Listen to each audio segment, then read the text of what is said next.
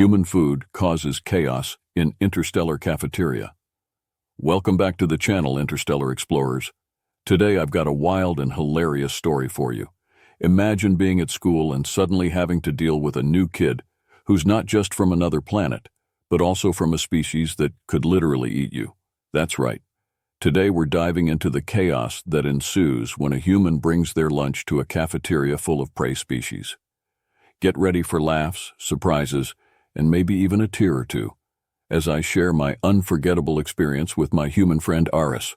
Let's jump right in. My only wish is to be like them people. I mean, well, not the bad parts, like the fact that they have such strong emotions, they cry a lot, they laugh a lot, and sometimes it's at the same time it also hurts them when they have babies. Strangely, their pelvises are curved, and there's the way they could eat species like us if they wanted to, which is disgusting. But I would really like to have the good things about humans like strength and creativity and courage. In fact, if I could be human, I probably wouldn't care about the other bad parts either. It would be an easy trade-off anyway. Let me tell you about the first human I ever met, who turned out to be one of my closest friends. My family and I live on the planet Zoria, which is widely believed to be the oldest sentient planet in the universe, a fact the Zoran like to remind us of at every opportunity. And Zithor is a melting pot of sentient species, as it is home to the Galactic Sentient Assembly. I am actually from the planet Phexia, and our species have been Zorian allies for millennia.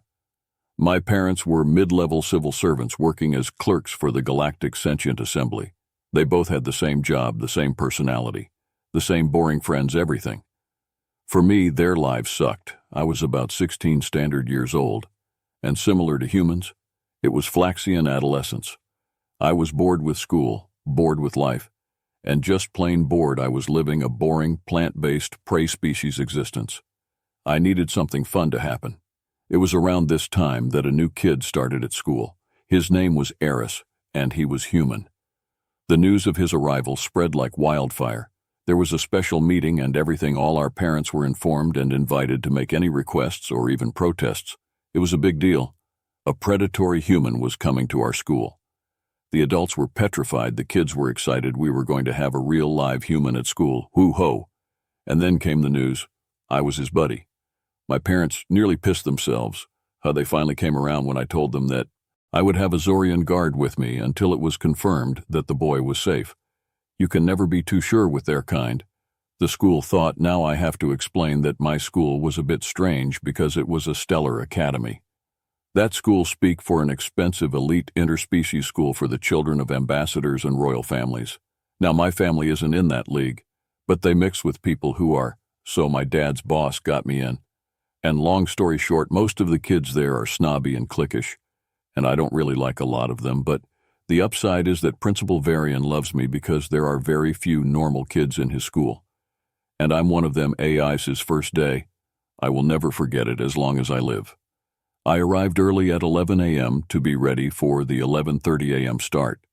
I've since heard that's super late for humans, but for us plant species, it's the best time to start school since the sun has been up for a few hours, and our energy levels have risen thanks to good old photosynthesis.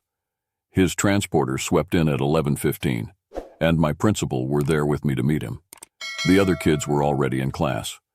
Otherwise, there would be a rubbernecking riot on the front steps, haha.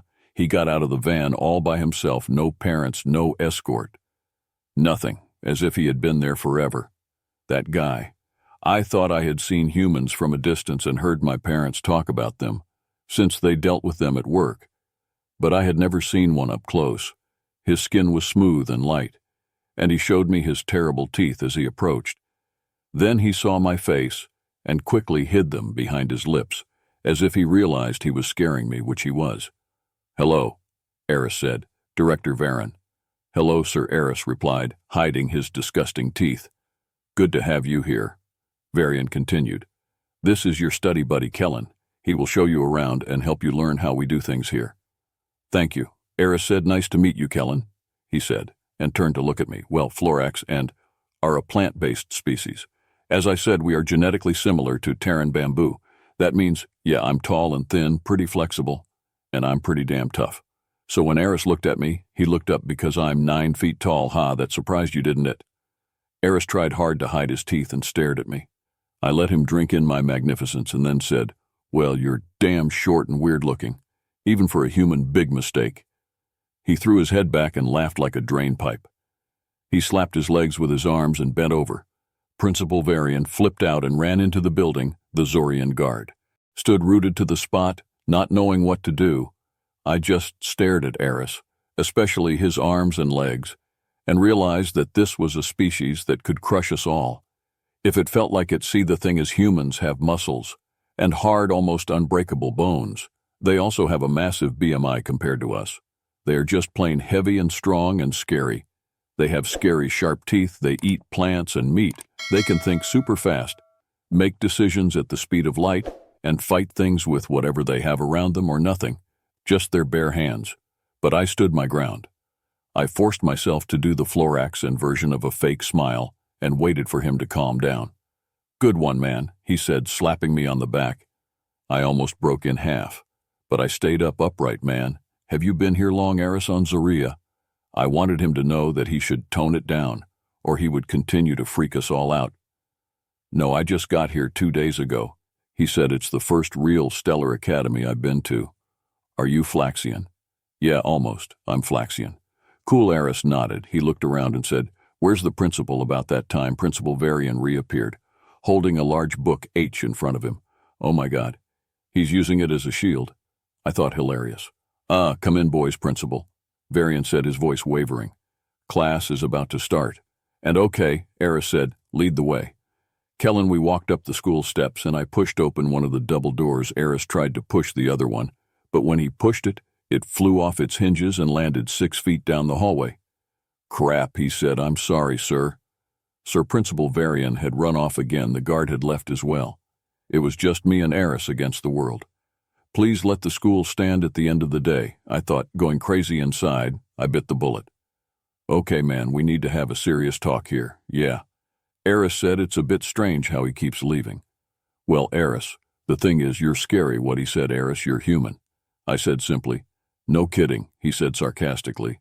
"Man, all of us here are prey species. Many of us are petrified of you. You can grab us with your hands. You can run faster and jump higher. You can make weapons out of things.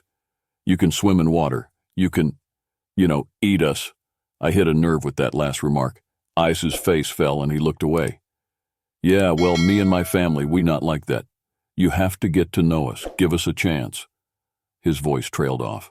"I know, dude, that's why they let you in here, but man, when you slap my back out there, you almost broken it." Aris looked shocked. I'm sorry, man. My parents told me that we were stronger than most and that people might be afraid, but until I broke the door back there, I didn't get it. Yeah, it's okay, you'll get there, and so will we. But you're gonna have to, slow it down a little bit. "I'll help you, dude, thanks," he said. "Cool." I said, "Let's go to class. It's astrophysics first, and we've got 5 minutes to get there." That first class went well. Everyone stared, and some actually moved away from Aris, but Aris knew the job. No doubt he was no slug. That's for sure. The second class was leadership and diplomacy. Not so good. Aris got up to read something to the teacher, and as he walked forward, he knocked over a desk with his hip. The little Caprian sitting at the desk screamed and clattered backwards on his little hooves. This set off the Zorian, and Yar yelled, "Watch what you're doing, you clumsy idiot." Aris apologized profusely and sat down at his desk with his head in his hands.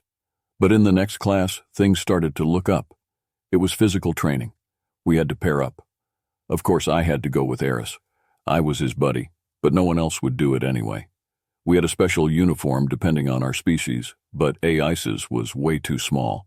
He came out of the locker room with a t-shirt that went halfway up his stomach and shorts that showed most of his thighs. Everyone was horrified and transfixed. There was way too much human anatomy on display. Aris was really embarrassed, but he tried to make the best of it. I really felt sorry for him. Our gym teacher is a Flaxian, like me.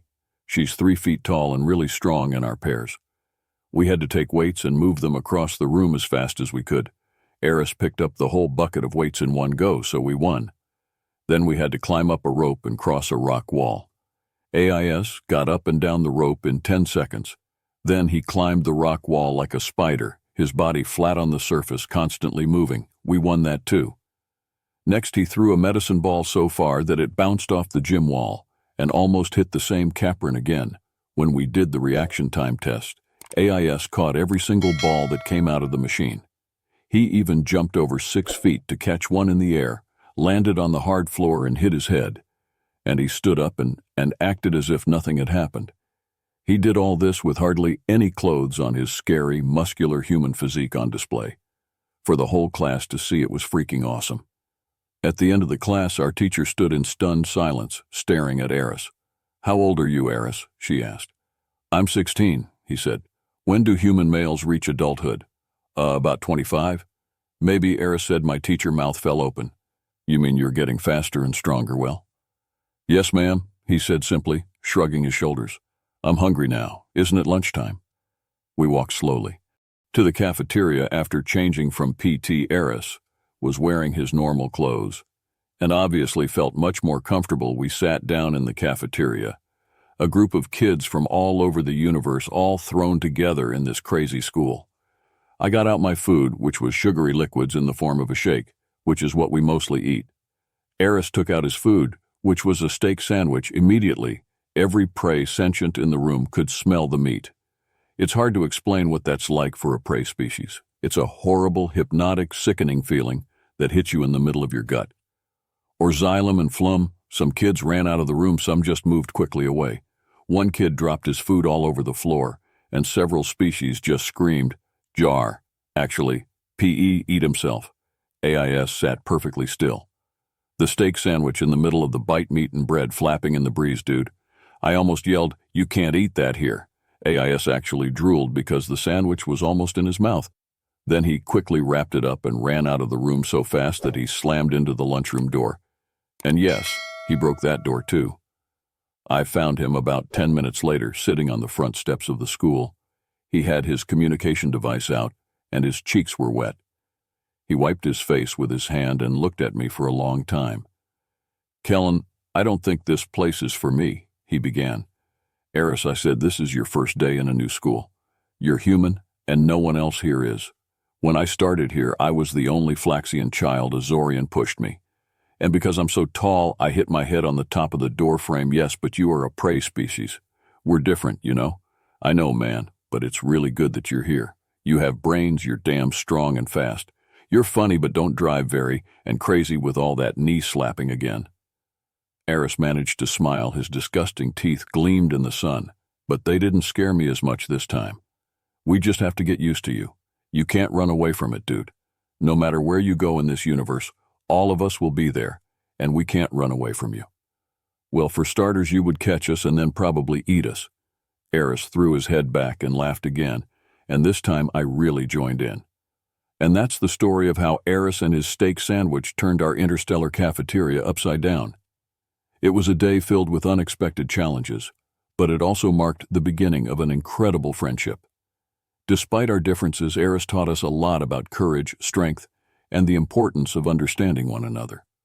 If you enjoyed this story, make sure to hit the like button, subscribe for more intergalactic adventures, and leave a comment below about the craziest thing that's happened in your school. Until next time, keep exploring the stars and stay curious.